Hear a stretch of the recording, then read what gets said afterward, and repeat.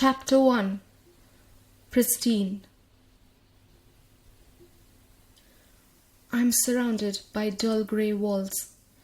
The wood at the corners of the desk in front of me is chipped, and its color almost completely faded. A buzzing overhead light flickers every now and then. The air smells like old paper and bad coffee. In short, it's a lot less glamorous than the places I'm used to being at. But my life seems to have taken a few unexpected turns, and this is where I've ended up.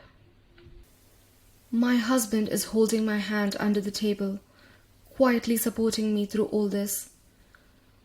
I have grown dangerously used to the distance between us, and have almost completely forgotten what support and affection felt like. It feels strange now, foreign even. However, at times like these, it's important we put on a united front to the public.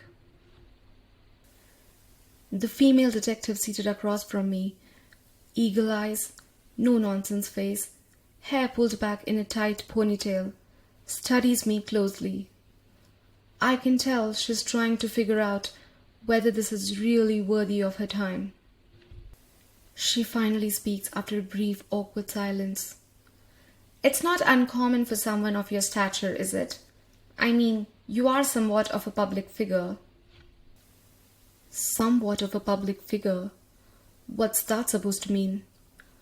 I bet at the moment she's thinking how real her job is, unlike mine. But deep down, she's probably also feeling a bit of envy. At least I'm famous enough to be stalked, while she just hunts stalkers for a living. I strap on a polite smile on my face as I answer. You're right. It's not uncommon at all. I deal with this sort of thing every single day. It takes a certain kind of strength to put yourself out there, sharing so much of your life. At this point, I'm used to the constant invasion of privacy. There's a lot of unhealthy competition in this field, and some people don't agree with what I stand for or what I preach. They take it too damn personally. I do try to see most of it as constructive criticism, but when the lines blur and it turns into pure hate, I've learned to treat it like background noise. At the same time, I can't say it's all bad. The amount of love and admiration I receive every day is incredible. I honestly feel blessed. This part of my life is also how I met my husband, and that's turned out to be the most amazing thing that's ever happened to me. How I found her and not the other way around. Gray corrects me as he lifts my hand and places a soft kiss on it. It feels like it was only yesterday. I couldn't stop scrolling through her posts, drawn in by her inspiring words, mesmerized by that innocent smile.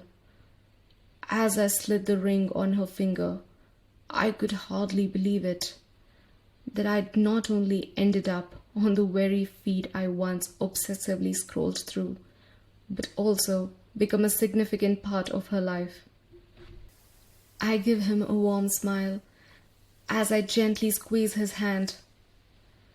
Out of the corner of my eye, I catch the detective nearly rolling her eyes, so I decide to get to the point. But this one feels different. At first, I barely noticed her. She was just another follower.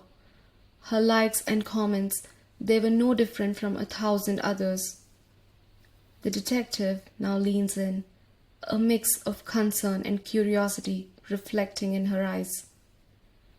I still wasn't too concerned when she started DMing me. At first, it was all praise, telling me how much I inspired her. But gradually, the tone began to shift. My intuition noticed the red flags, while my mind still played catch-up. I pause. swallowing hard.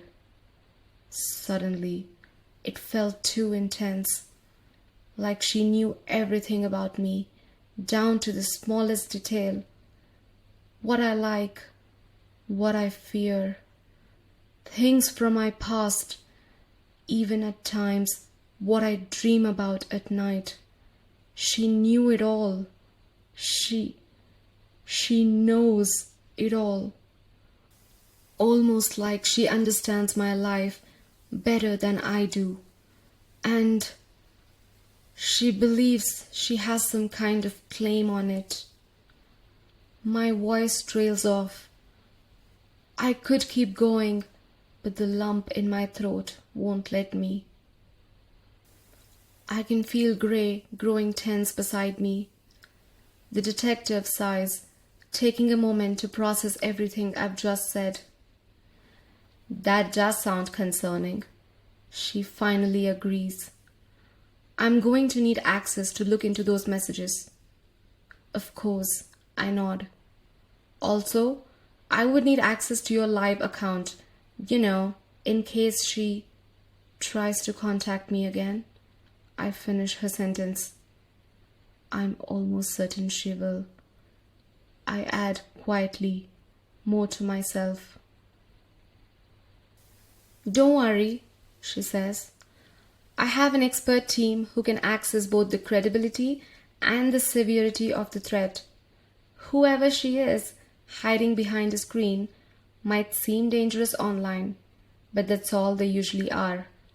Behind it all, they're just insecure cowards, bored with their own lives. I shrug. Well, I hope so. Either way, we will get to the bottom of this, she assures us. We thank her sincerely. As we step out, my driver pulls over in front of the building. Well then, Gray says, awkwardly. I am parked down the street. He's about to walk away when I reach out and grab his wrist. His brows knit together, confused. I can't remember the last time I held on to him like that, like I was begging him to stay. I hesitate. You've been distant the past few days, months, but do you think you can stay home for a couple of days? Till I feel safe? He stares at me, expressionless. Please? I add, nearly sounding desperate.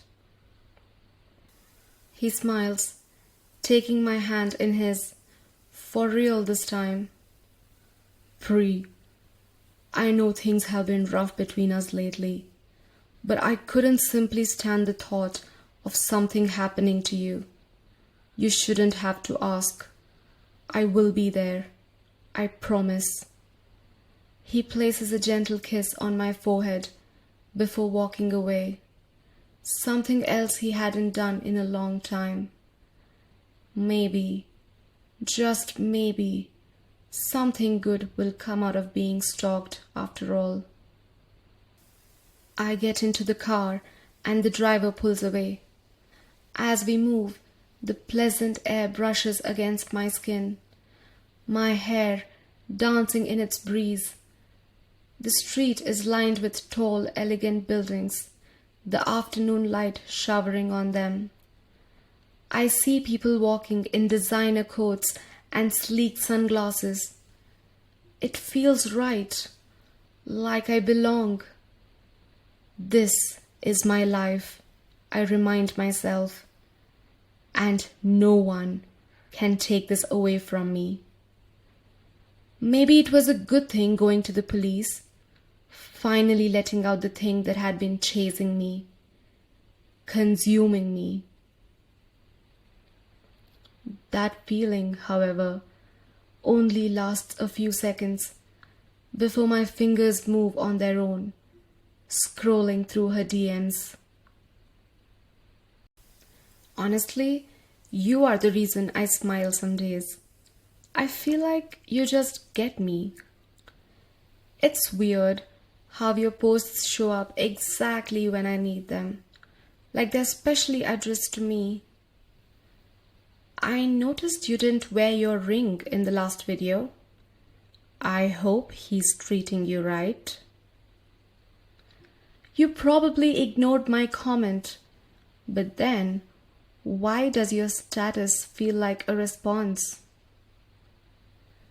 You can pretend all you want, but I know the truth behind that fake smile. I see it. I see you. You blink slower when you're lying.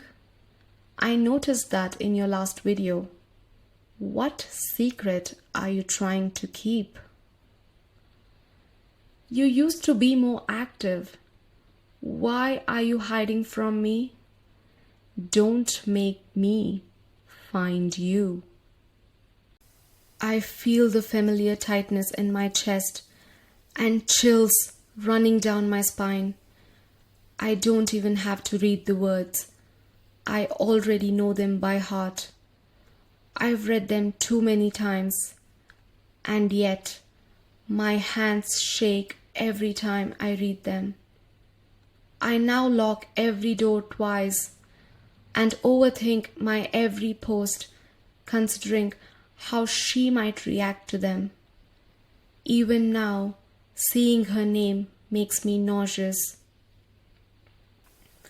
I look out the window again. The city no longer appears to be glowing. The warmth is now being swallowed by thick clouds. The golden light turning grey, then dark. It's almost as if a deadly storm is on its way. I am quick in pressing the window switch, and I watch the tinted glass rise. And just like that, once again, I shrink myself down till I am completely invisible.